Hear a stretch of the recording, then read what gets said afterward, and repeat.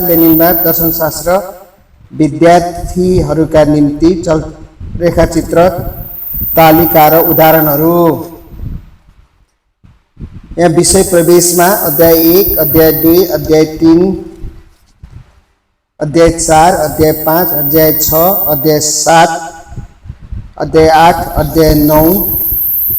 अध्याय 10, अध्याय 11,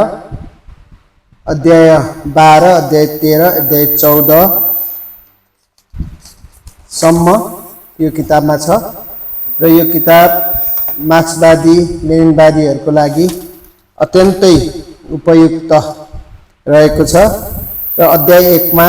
दर्शन, त्यसको विषयवस्तु र समाजमा स्थान भन्ने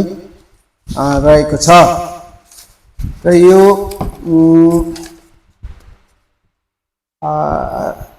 र यो दर्शन आधारभूत प्रश्न र त्यसको समाधान भन्ने छ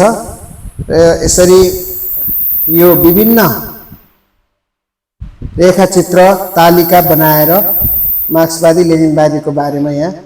यसरी व्यवस्था गरिएको छ र यो मार्क्सवादी विद्यार्थीहरूले लेनिनवादी विद्यार्थीहरूले पढ्न र बुझ्न अति आवश्यक रहेको छ।